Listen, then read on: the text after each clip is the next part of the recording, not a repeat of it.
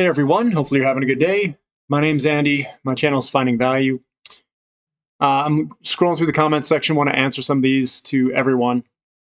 One of the questions is, to my knowledge, the last uranium bull stopped early due to the 2008 crash. Do you think there's a possibility that the markets crash before uranium gets on a run and prevents it from taking off for the foreseeable future? Well, I'm going into Fred housing starts. This is what caused the crash. So I'm going to get out of the way here. Here is the new privately owned housing unit starts total units. In 2008, you notice in 06, we peaked and we were coming down. The average is about here. Come to the average. Oh, look, it's June 2007.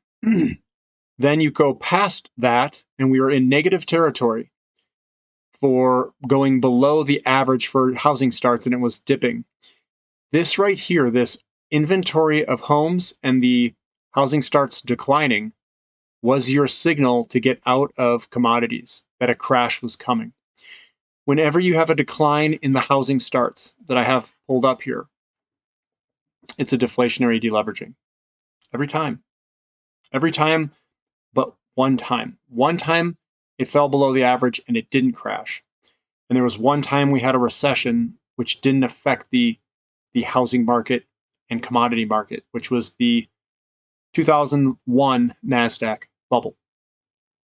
So there's your answer, is the housing starts is and new homes being built and that leveraging up in the system is what caused the crash, was that deleveraging. We're not going to have a crash, in my opinion, because of the real estate market and where they are. Now, you're going to get a bunch of information. People on YouTube are going to be telling you a bunch of, it's not necessarily false information, but they're misleading people. They're going to say that foreclosures are ramping up, surging, but they're using percentages, and the foreclosures are at incredibly low levels. They're basically coming from zero. So if you gain any foreclosures, it's surging. You can't divide by zero. So we couldn't really foreclose on anybody. Now you can. Some are foreclosing, and I don't think it's going to have an impact. At least I have to see it in the inventory numbers first. We don't see it in the inventory numbers. So if we don't see it in the inventory numbers, there's no crash coming. That's my opinion. Because I don't know how you can have a crash and be at record low inventory. That just doesn't make any sense to me. And when you compare prices in real estate, please do the prices year over year, not from month to month. We're in seasonality. It's normally declines at this time. So a declining month to month price is actually normal. It's not anything out of the norm. If we're declining year over year, then yeah, it would be definitely worrying. But there's no way. We are so far higher than where we were last year. I just don't see it. Coming on down, are there any platinum group metal royalty companies? No, I don't think there is any. Platinum is, it's only, I would say platinum is some of the most concentrated production in the world. It's all in South Africa, 80%, and it only comes from one little area. If that area has problems, I mean, you'll have like no platinum. They produce something like, there's 6 million ounces produced per year. I think they do 80% of that. 80% of 6 million. So like 4 million-ish. All right. And I don't know of any great way to even play it through the mining companies. I like the physical precious metal. I mean, that's the least risk way to play it, in my opinion. And I don't think you have to. I don't think you have to be going out on the limb and doing some life-changing or risk-taking out there. If platinum has a huge bull run, let's say we go to 5 grand or 10 grand or something like that, or more, I mean, having the physical metal and having very low risk, I mean, I'll take that bet. I'm hitting it, guys. I'll definitely take that bet. It says, Andy, your work is life-changing. Thank you. I wanted to ask, for someone not on the uranium precious metals and is getting into the market for the first time, what has a good starting point, good value? I see all your successes and adding to your positions regularly, but what if someone is starting now and has a good sum to dedicate? Where would you direct them? So I don't know. The questions that I have is, maybe I'll just state what I've done. I've got about 25% of my net worth in physical precious metals. I consider that to be they're mispriced right now. Precious metals are completely mispriced in relationship to the market conditions and how much money's been created. Under an expansionary phase of real estate, the precious metals will reprice themselves higher and account for how much money's been created in the system. I know this may sound complex, but I think the risk reward is probably the best in physical precious metals because I think the risk is really low and I think the rewards could be pretty outsized. And you're insulated from a lot of risks, mining risks, taxes, goes on and on and on and on. So I maintain a pretty good chunk of money or wealth in physical precious metals. And I think that's a good spot to start. The three metals that I like are platinum is the cheapest, silver, and gold. If you don't have anything, I would just say maybe buy some physical gold, literally. And a good chunk or portion is owning a house. I think owning a house is a leveraged bet to make in this environment. So if you don't own a house, I would probably buy one if it were me. And I did. I bought some a few years back, and I still think it's a good deal. Yes. And the reason I say that is if we are in an inflationary period and inflation does come, your debt will be eroded away if you get a loan against the house. And if you have a steady income and you have lots of savings, then I think a good down payment and getting in a house and locking in your costs is something that's important. But that's me. I don't use that as advice. I'm just sharing you know what my opinion is. And that's starting from nothing, because I don't know if you own a house. I don't know any of that stuff. Then my other portion, we'll call it maybe 40%, is in 401k, IRAs, and individual account for equity investments. A lot of people want to put all their money in equity investments. That's just not me. I like the physical metal portion and the real estate portion. And again, real estate, I think it's only gone down something like 7 years out of the past 80 years. And 5 of them were all like back to back, like four or 5 of them. So housing really hasn't gone down very much. And if it were to slow down, I think it would slow down, it wouldn't stop. I think we're right smack dab in the middle of an expansion phase, which means high home price growth. It's the lowest risk price growth that you're going to experience in a real estate market. And that's why our inventories are so low. So that's probably I would start like either home or physical precious metals. And if you guys are young, and you've got people that you can rent to that can pay off your mortgage, that's a really good bet because you'll open up cash flow. So you get a down payment, buy a house, you rent out, get a 4-bedroom house, you rent out the 3 rooms, $600 each. That's $1,800. That'll cover your entire mortgage if the house was, under like 400,000 or something like that. So it'll cover everything. That I think would be a good bet for an investment if you're in your 20s, like mid 20s or something. If you're not going to buy a house, then physical precious metals I would look at, and then maybe start looking at some of the stuff we're talking about on the channel, which is copper, nickel, the precious metals, gold, silver, platinum, and then some of the energy companies. Of the equity investments, I would say the diversified mining companies are good right now. RIO, VALE, NILSY, BHP. They pay large dividends. They're not going to be as explosive to the upside in terms of overall total, we'll call it total return possibility. But I think they're the best risk-adjusted returns because they pay big dividends. They will perform very well. They are diversified by nature. And I think over time, they're going to return pretty well over this commodity bull market. So I think that's, and just keep learning as much as you can, and whatever you think you know the most about, maybe that's what you kind of start with, whatever you feel the most comfortable with. And yeah, Appia Energy, that's a rare earth. Appia rare earth, that's, the rare earths are also good. So maybe some of the ETFs you could look at as well. COPX, XLE, which is the energy one, REMX, that's the rare earth metals. But those are some good ones to look into. Going on down, all in on precious metals, commodities, and energy for the win. And it'll work, guys. You just have to, if you're a new investor, the biggest problem with that new investors have is they don't understand that this is a long-term game. It's not a measured in months. It's measured in years or even 1 decade. And the cycle is about 9 years. So your cycle and time frame should be 9 years, roughly 8, 9, 10 years. And you have to think in that rhythm or time frame. And what I think is going to happen is we have a commodity bull market that's going to last 8, 9, 10 years.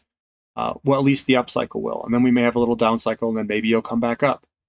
It all depends. And we could go into a bull market for the rest of our lives if energy becomes a constraint, in all honesty. But maybe it's not. Maybe we figure some stuff out, and maybe we get fusion or something like that. You never know. So looking at that, Appia is located in Canada, if you wanted to know. So in my country, there's a 27% tax on buying physical platinum. Do you think it's also good to have a platinum ETF? For gold, there is 0% tax, only capital gains, 50%. Never mind that. So I have that, and I also silver. But for platinum, I see that one of the best play in my country. Well, I mean, gold's good too. And if you want to play it through an ETF, and that's like the option that you have, then go for it. But just know that you can't redeem it. And I'm not saying that. I've always gone with physical. I don't own any ETFs for a physical metal, like tracking a commodity. I just buy the physical commodity and I own it. I take that piece off the market. I don't know what they do in terms of leasing and all this other garbage. I just take the physical and say, okay, I'll store it in my own, the storage that I have. So that's kind of how I look at it. It says Valcambi seem to be the best value these days, at least the 1 ounce bar. It's talking about platinum. I've been adding these with the view of swapping when the ratios dictate. The strategy is like cheating. Be legit. All hail Andy. As much as I like gold, I'm comfortable having more platinum than gold. The ratios still way out of whack.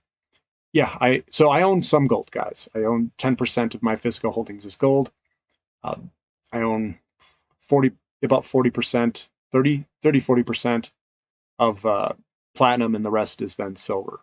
I would say it's 50, 60% silver, 30, 40% platinum, and the rest gold. And the only reason is because of the ratios. I do think that platinum, I mean, it broke out. Let's see what it does. I'm very interested to see what platinum does here over the next couple of years. Coming on down, looking at, I know there's some coal stuff there. It says, hi, Andy, long-term subscriber, first-time caller. I'm reading about China's curtailing of magnesium production. Would love to hear your thoughts. I think that's due to electricity and how much electricity magnesium uses. I think that's what it's about. But I haven't really looked into it too much. Obviously, it's probably going to drive magnesium through the roof, but I can't comment too much on it. I haven't done my research on it yet. Okay, here's one. Handy. I get friends who ask how they invest in all these sectors of commodity. If you're only investing $50,000 or less, what about someone who can only invest $10,000? How would they invest in oil, natural gas, uranium, copper, silver, gold, etc.? $2,000 in 10 companies in each sector. Is $200 in each stock just way too low? The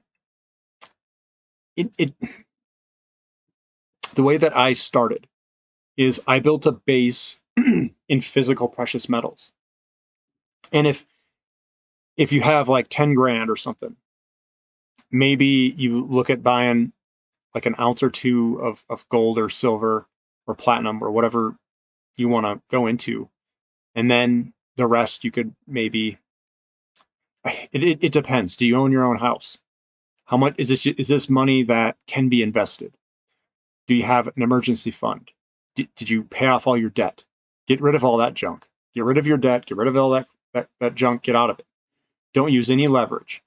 Once you get out of debt, once you have a plan for living and meeting your living expenses and all that stuff, next, start saving. If you got extra cash, that's where you have to start figuring out where you want to put it.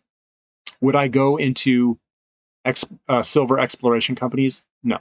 I would not go in a single silver exploration company. I would not go into a single exploration company. Now, I think putting more money into physical precious metals is one bet, maybe. Overweight that, maybe, or give you a good chunk in that, maybe 25% of it or something. And then look at maybe some ETFs like REMX, COPX, XLE. So I would be playing the ETFs. And then once you fill that, say that's a good chunk of it, if you want commodities, then you could start looking at other things like royalty companies, which I think are lower risk, higher reward. And then maybe some of the diversified mining companies. Kind of start where you're not taking a bunch of risk. Like if you don't have enough to spread it, like concentrate in the lowest risk, highest returning areas is what I would do. So diversified mining companies, maybe a couple royalty companies, and maybe some physical precious metals is kind of what I would do. The exact amounts is whatever you are comfortable in doing. I would not be trying to swing for home runs. I would be looking for every single double that I could hit with good certainty. That's kind of how I would look at it. Says, all right, let's see if we can snipe some six baggers on small cap silvers this run. You already chose Impact Silver. Then, so the ones that I have are Discovery Silver, EXK is a little bit bigger one, Endeavor Silver, AG, Koya Silver, Metallic Minerals. And then I don't really have too much on that, but I'm looking. And I still think Teuton Resources, which is a small royalty company, I still think that one's going to be good. I don't know why. I look at the chart. It's got massive volatility of last bull market. It's shot up this bull market. I just think it's an amplified move of gold and silver. So that one has my interest. It says, hey, Andy, could you make a video of your favorite small silver caps? Really, I just own Discovery Silver, which isn't too small. I own Metallic Minerals and Koya Silver and AAGFF, Aftermath Silver, and Impact Silver. I own that one. You could look at Kootenai Silver, KOOYF, Silver One Resources, SLVRF. There's another one to look into. But there's a couple to get you started. Says, thanks for the analysis, Andy. I agree. I don't see the slight lag in oil stocks as a serious problem. I still see oil and gas as the places to be for now. Like you, I'm holding. I expect to rotate some of my cash back into gold and silver miners sometime in December. I think once we hit midwinter, big investors may take profits in oil and gas, and we will likely see a correction. About the same time, the dominoes should start line up strongly for precious metals. By mid-spring, I think oil will surge strongly again, simply on supply-demand fundamentals. So what you wrote there, I don't think like that. Like I don't. A lot of people they want like a price target and they have like a time, like these dates, and they like develop a plan like this is what it is and this is what this is. I don't do any of that. What I do is I say, okay, what's the value here? And then if the value is really cheap, I don't care about any of the other stuff. I don't care if it pulls up, goes down, or if it goes up through the roof 1 month and then pulls back some. You're always going to have those gyrations. You're always going to have things go up and go down. You're like trying to predict what the prices will do, and I don't do that. What I do is I read the charts and I say, okay, this is what it is. This is what the chart looks like. I don't really like look at it or have preconceived notions. I just look at it and say yes, up, down, but I don't do anything because the valuations are so good and the market conditions are good. As long as you have those two, and the chart is showing you higher lows, I just let it go. Like I don't go in and out. I'm playing the big move. And if you mess up trying to correct, like trying to move the way that you want to move, you're going to miss some of these big moves, and they could be massive moves. I mean, it's so low. How can I say it? The stress is so low if you don't worry about trading it out. You just look at a couple of things. You say, okay, the gold to oil ratio is favorable oil and it's moving in the direction we want. Stay in it. I don't care. It's like, stay in it and let it go. And your strategy, at least my strategy, has been figure out where you want to put the money, make the money, put it in. So put it in where you want and diversify out. My strategy has been royalty companies are getting bigger portions, and then the mining companies much smaller. And then I've got energy companies that I'm loaded up in terms of all the energy companies. I think that we could potentially be having an oil crisis. If it's the beginning of an oil crisis, and I don't know if it is, might not be, then I think physical precious metals will do well. I think royalty companies will do well, and I think energy companies will do well. And that's where all my money is. Now, if we don't have an energy crisis and we just have a regular bull market in energy, then energy will do well, and royalty companies will do well, and they'll all do well. So that's the way that I kind of look at things. I don't try to time. I don't try to go in and out. It's like that's the old me. I killed that old me in my 20s. In my 30s, I said, not anymore. I learned it. And that's where I'm at. So here we go. Subscriber question. Hi, Andy. I have a question about uranium. You mentioned in one of the videos that due to large investments coming in, uranium may initially be in a bubble, and then the price may subside to a lower base. Would the plan to be able or be to sell when it is in a bubble, so we can then reinvest the profits into a commodity such as, say, silver, which has not seen its full potential? Maybe. It depends on what that takeoff looks like. It depends highly. Uranium, what I'm afraid of in uranium is slow to react to price movement. So if price goes way up, the mining companies can't react. It takes time. And what happens is people are going to get very excited, and then money's going to start piling in, and then you're going to get this huge spike, and then it's probably going to come back. And it doesn't mean it's going to make a lower base. It's going to make a higher base, but it's going to spike up and then probably come back down, and then spike up and come back down, or something on the lines of that. It's all, a lot of these things are so financially driven that if it's not driven by the fundamental case of buying from the actual supply to be used, you're going to have all this stuff out there that can be liquidity, so to speak, that can be floated around all over the place, which I think creates highs and lows, because you can sell it off and buy it again very quickly. So I was speculating that the price moves could do something like that. Remember, I don't know the future, and no one knows the future. So we can all speculate on what exactly the future could hold, but none of us know exactly how it's going to play out. If I know something's cheap and I know that we've got deficits in the market, I just hold on. And it's highly going to depend on the ratios. If we see a massive spike that throws the ratio in a very overvalued state, and the charts look like we're about to, top and head down, I would probably sell, because that means that the valuation in relationship to the human psychology that it's placed, that premium that's been placed in history, has been hit. And that your risk of holding on and the value being sucked out of it, I would say it's time to take some off the table for sure. But if the valuations are still good, then I'm just going to hold on. And as you compress that valuation, though, you're going to get to some spots where you're going to be like, should I do it or should I not? I mean, I'm not going to have the answers there either. So what I'm going to do is I'm going to revert to 100% technical analysis, looking at it and looking at the buying and selling pressures and how those pressures relate to one another. That's what I'm going to look at. And I'm going to try to do, all you can do is try your best. Timing tops, very difficult.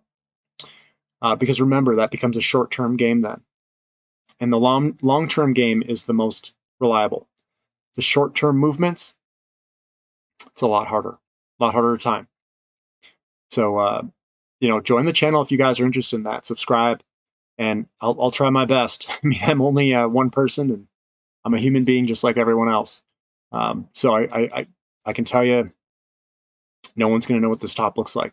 And we could see last bull market, it was pretty easy. As soon as it went up, it rolled like this, and then it just rolled over and went down. It wasn't a choppy move going up and down on the way up. But we'll see what happens this time. Remember, everyone doesn't know. It says, as energy crisis gets worse, they will shut down the energy-sucking BTC miners. That I think that will be a catalyst for the crash. Maybe not. I don't know. Very well could be. It says some of the uranium companies have very low volume. On this pullback, it's been low volume. Not a lot of sellers. So we're selling off a little bit, but it's okay. Just hold on, guys. And even if we pull back a little bit more, it's not a big deal.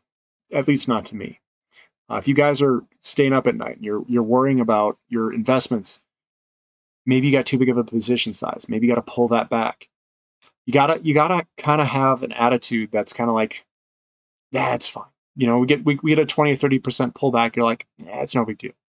And what I do is I usually buy more. I'm like, yeah, I'll buy some more. It's on discount. I've been pretty good at adding in at decently good prices. That doesn't mean I always hit the bottom, but I get pretty good prices most of the time. I'd say 60-70% of the time I'm getting a pretty good price. There's some times where I get a little bit of FOMO and I see something, I'm like, ooh, this is going to break. So I buy it when I could have bought it, a week or two before for 10-20% less. But I'm human too. I know that. What's your take on ARC Resources? It's good. ARC Resources is fine. I actually own a little bit of it. I don't really talk about it very much, but it's a Canadian company. I don't know is it ARC or ARK? Can't remember. I think it's ARC. ARC Resources. Ticker symbol, I think, is AAVVF. Yep. Hey, Andy, do you think natural gas will continue to rally in 2022, 2023? Yeah, I think it will, but I don't know if it's going to go straight up. We may have a big pullback in between, but I think it will make higher lows and higher highs on a big long-term chart. So we could be zigzagging up and down. And what people do is they look at something, and my time frame is, say, 5 or 10 years. They'll look at something on like a month-to-month basis. They'll see it go down, and they'll be like, you're wrong. You're totally wrong. I'm like, guys, I'm not in it for the month-to-month. I'm in it for the big picture. Pullbacks are normal, and you're going to have to ride through those pullbacks. So what's going to happen is if you buy at an inopportune time, and it happens to me as well, I'm not perfect. No one's going to be perfect. You're going to have companies that fall in price 30-40% if you're taking this big long-term approach. These things are so volatile. If you're going to play with the volatile companies, you're going to have to expect 30-40-50% down movements. Then you have to figure out, what are you going to do? Are you going to buy more, or are you going to sell out and take the loss? I buy more. That's what I do. I just load up. I just like, screw it, I'm going in. And remember, I'm not using a lot of I'm using like 20% of my entire net worth in all these really highly speculative stuff. It's not, I'm not going all in on it. If you're going all in and you can't handle the volatility, you're going too big. You got to cut it back. And if you guys are however much money, put a certain percent in and say, that's all I'm putting. And if you lose some, learn from it. Why did you learn? Why did you lose? Were you impatient? Did you get the wrong timing? Is it the wrong company? Exploration companies, most of them lose. And that's why I don't have a lot of money in exploration companies. I try to go after the ones that if they hit something, it is going to be so big that it could be a life-changing type event with a little bit of money in there. So I'm going after what I think are the best, biggest opportunities in the world. And then I put a little chunk in those. So that's how I'm playing it. And that's most of the exploration companies. I got one oil exploration company. I've got a few silver companies, and then I got some uranium, and that's about it. It's not much. What is the investment thesis for platinum, palladium? If we're going to EVs and won't need catalytic converters anymore, well, we're going to need actually more catalytic converters. We're building more internal combustion engine cars over time than electric vehicles. Electric vehicles are probably going to be pushed in first world countries, not third world countries where their grids can't handle it. So hybrids will probably be pushed more so around the world than just electric vehicles. And in hybrids, you have catalytic converters, and they're loading those catalytic converters with more and more platinum group metals. So the actual need for platinum in catalytic converters is going to increase with time as platinum substitutes palladium, and they have higher loadings into those catalytic converters. We're also probably going to go to a hydrogen economy because battery electric vehicles run into mineral constraints. Cobalt will be constrained, copper, nickel. We don't have enough minerals to create and make everything that they want.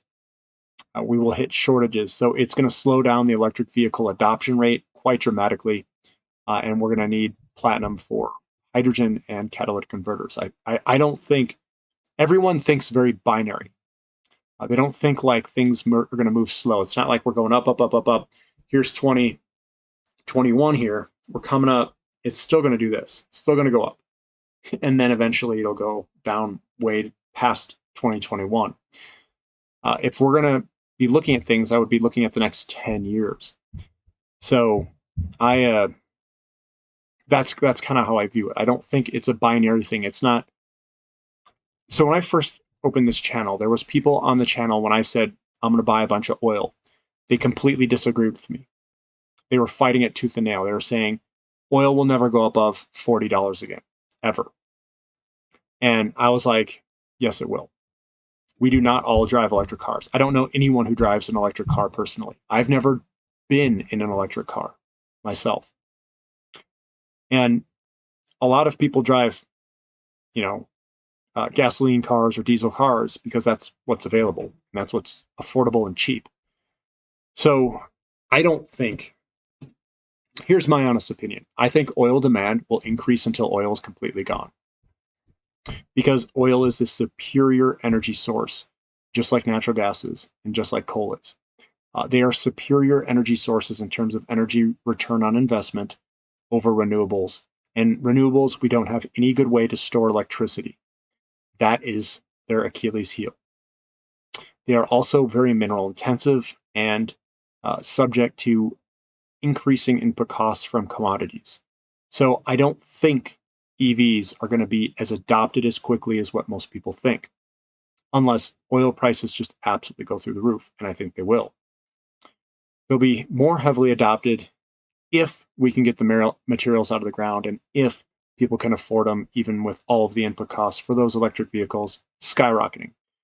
If we go to that, then we're going to have to upgrade the entire grid. If we update the entire grid, it's going to cost a lot more money, and we're going to run into copper constraints. I've done the analysis. That's my kind of thought there. The deficit's a few years out for some of these metals is massive. And that's why we're investing in them. That's the whole reason we're in it, because we're going to exploit that big deficit that's coming. At least that's my opinion, guys. Oh, bought a 50 grand bar. Good job. that's a nice big chunk. I like it. Good job there, Rick, for that platinum 50-gram bar. Handy, I have a request. I'm trying to figure out the next play to rotate after uranium and think copper's good, but I might just want to sit on some diversified miners too and rake in dividends. Can you please do a comparison of the diversified miners and give some thoughts? Well, uranium's gonna. I'm not gonna. So you mean after uranium? Are you talking like 3 years from now? Because uranium still has a big bull market right in front of it. I'm not selling anything. I'm not rotating out of anything. Here's something, and it's not a statistic. I didn't read this anywhere. I'm just talking about my personal experience. The more I touch a portfolio, the more my returns go down. What I've learned is like, get your money in these companies, get the heck out of them. Like, get your hands off, just let them go. And a lot of the times, if you make pretty good decisions in the beginning, found some pretty good companies, you're better off just letting stuff ride instead of trying to do what you're trying to do.